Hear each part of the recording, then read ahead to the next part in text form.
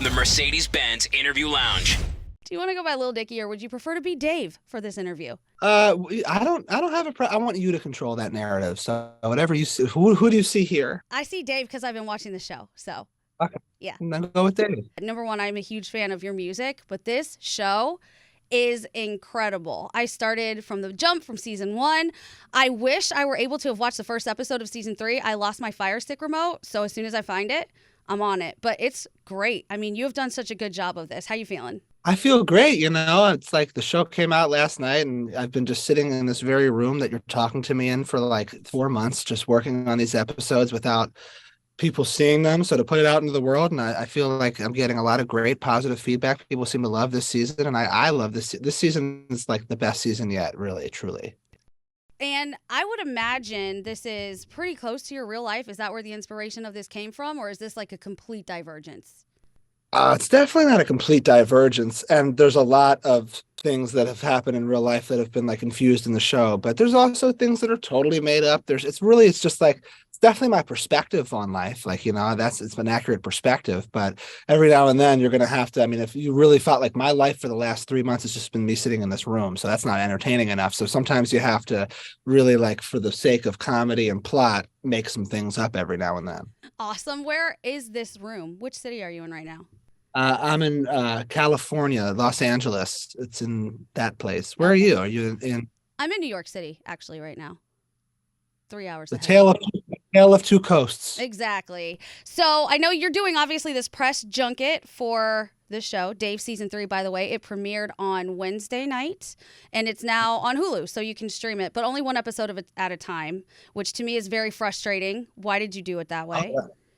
Well, first off, I don't control that. But second off, I'm happy it's that way for me. Like, especially growing up, like TV was all about like the excitement of I can't wait for the next week. I love like building up time to like really care about what's going to happen next. I would be like on a personal level disappointed to like have to work my butt off for like a year, put it out, and then like it's there, and then everyone absorbs it in 3 days, and then they move on. Like I love the fact that this is like a 10-week thing that allows me time to really appreciate the outcome. It's like edging. You're getting us there and then pulling away. And you're getting us there again and then pulling away.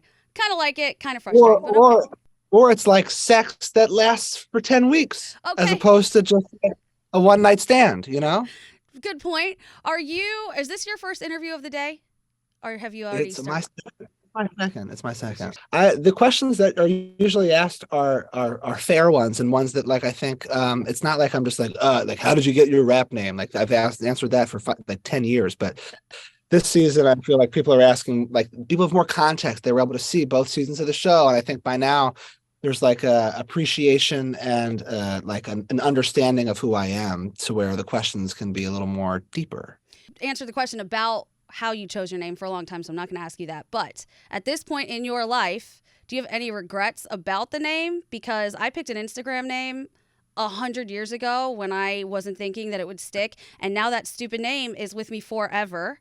It's Baby Hot Sauce, and I just think, at some point I'm going to be a 45-year-old person, still a baby hot sauce? No, and I can't make it adult hot sauce because that could get weird. So I'm just like, oh. Yeah. Well, obviously, I definitely have a love-hate relationship with the name Lil Dicky. Like, on the one hand, I certainly am like, oh my God, that's what I'm walking down the street and they're like, yo, Lil Dicky. Like, I'm not, but I love it too, because I think it like really encapsulates my whole vibe of like, being a little self-deprecating. And it's like, I wonder to myself, the backup name I had, which I made a whole list of names, and none of them beat Lil Dicky. I literally was in a Word document for like weeks being like, what's my rap name? And Lil Dicky was the clear-cut winner. The only one that I considered beyond Lil Dicky was Young Man, which I do think is a great rap name. And I almost made my character in the show's rap name Young Man, just to make it like a little different. And then thank God I didn't do that, because that would have been such horrible branding for people who have like watched the show and like wouldn't know that there's a real Lil Dicky. But that's why I called the show Dave, because I didn't want to have any regrets 5 years later about the title of this show, or like be like, ooh, why did I call the show that? And the one thing I know I'm not going to regret is like the simplicity of naming it my name. I like it. I also, as weird as this might sound, obviously you are a white rapper. I am a brown on-air personality, but there's so much in your show that I relate to, and I think it's genius how you were able to do that, because I wouldn't have expected to be able to relate to you so much. But just the stuff with your parents, the weirdness of navigating through dating life and maybe having a little bit of a spotlight on you, and all of, like, friendships and how that kind of stuff changes. It's fascinating. So I love the way you've done it. It's great. Thank you. Yeah, like I want this show, like my favorite part of making the show is like, obviously I love making people laugh and make people happy on like that surface level, but like I love connecting with people, and like that's why I try to be so honest and like I guess vulnerable in the show, because I know everyone has their own insecurities and things they're dealing with, and if they can see my character like go through things in like a way, then I think it can help everyone I'm trying to just help people like achieve their best states. So I appreciate your ability to relate. Yeah, no, I appreciate your ability to help me relate. But also, this season, you're tackling all kinds of stuff. You're going on tour. You are navigating friendships and dating and all of that. Have you ever navigated a dating app as you? Have you ever hopped on these things? Oh my God, I was the king of these dating apps.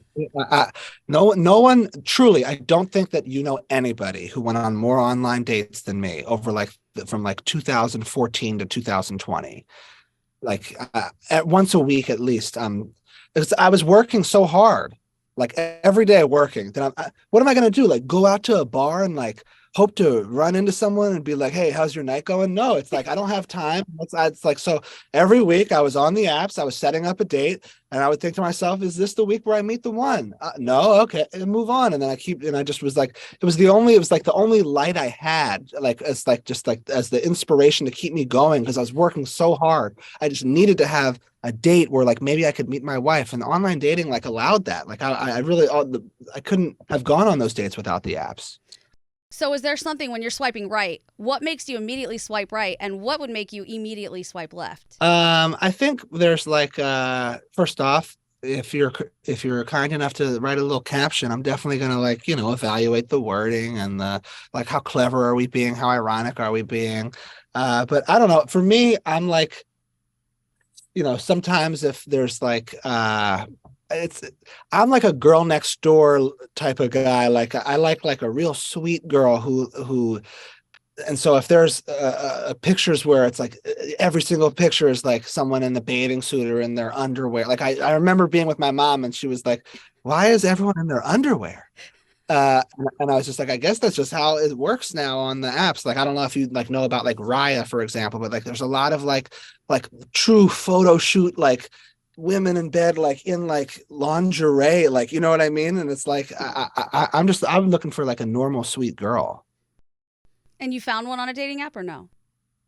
No, not on. So fortunately, I was finally set up by one of my friends after asking for 7 years, like, who do you know? Who do you know? And one of the executive producers on my show, one of my best friends, is this woman named Vanessa. And she set me up with my current girlfriend, who like totally is like the love of my life. I'm so happy I found her. So I found love, everybody. I hope you know there is light on the other side of this tunnel, and it was all worth it. After going through every single dating app all the time, you found one outside of the dating app. That is a solid recommendation to get offline. Well, I will say she was on the apps too. I just didn't happen to cross. Okay. But could have happened online. Fair enough. Yeah. So, Dave, season 3, every Wednesday night at 9 o'clock? I think that's a shame. I don't even know the time of my own show. I think it's 10, but I just know that I know that on Thursdays it's out on Hulu. So you can stream everything the next day on Hulu and it's there forever. So enjoy it. You know what? It would have to be at 10 o'clock because some of the content of your show, there's no way they would put that at 9. Yeah, it can get a little dicey. Okay, just real quickly, 2 episodes from season 2 that really stood out to me. The one with Benny Blanco. How did you get that past the censors? They just allow that to be on TV? I don't want to ruin it. I want you to all go watch it, but oh my goodness. Yeah, Hulu is very they allow everything, I could do anything on Hulu. Really? I could have done way more. Yeah. But yeah, that was a real joy. Like Betty's one of my best friends in real life, so it was like a real joy to film that episode. Yeah, you have a lot of guest stars on your show that are, wildly famous people. Obviously, the dating episode with Doja Cat, I think that was one of the most relatable episodes ever, where 2 people are just having a great time. Then something goes wrong and bam, everything is ruined without ever getting to know each other. I just ruined that whole episode, so sorry if you haven't seen it. But with Rick Ross coming on, and you've had Dave East and Lil Yachty and all these other people, do you ever get a little starstruck by some of the people that are coming on the show and take a moment to say, holy shit, this is me, I'm doing this? Definitely. Like I remember, I had never met Rick Ross, so like he's, I hear like Rick Ross is here, and he's like, I mean, what an icon, and like just like a historically incredibly important rapper, but also like just like physically like an iconic man physically. You know what I mean? So it's like I remember knocking on the trailer, and I walk in, and I come in, and it's like literally it's like Rick Ross sitting there like smoking a blunt with like no shirt on, like, and it was just like a beautiful like first it was awesome, like it was just felt like very out of a movie. And I was like explaining like what was going on in the episode, and everything he said in response, he kept saying too easy, and it was like so comforting to hear that he was so on board with everything. And like once he left, he doesn't realize this, but like he says too easy all the time in like a really encouraging way. And then once he left and like we continued shooting the season, everyone on the whole crew and the set all season would be like too easy in response to like all different various requests. So it was like he kind of like created a culture. So you've got, obviously, like we said, Dave season 3 going out right now. Do we get any new music from you anytime soon? Well, you get a lot of new music in the show. Like, let's be honest, the first 3 episodes, I think there's like over like 3 minutes of music every single episode. So all you have to do is watch, and you're going to see like the second episode is one of my favorite songs. It's like anchored around one of my favorite songs I've ever made in my life. A song about like childhood, and I won't give it away. Episode 1, it starts with a new song, and then there's another new song. Episode 3, I'm rapping a whole new thing. You'll have to watch, but it's like if you are a fan of me as a rapper and you're like, oh, I just wish I had music. I know it's not like the same as me putting out an album, but hopefully it will wet your beak a little bit to like watch these shows and see like extended periods of music. That's actually there's more new music this season. There's more new music this season than there was in the first 2 seasons combined. Awesome. Well, I look forward to it. I know that you have to go and your people are giving us the wrap it up sign because it's time, but I really appreciate your time here. Love you. All the success in the world, and I'm really looking forward to the season. Thank you. I love you too. The Mercedes-Benz Interview Lounge.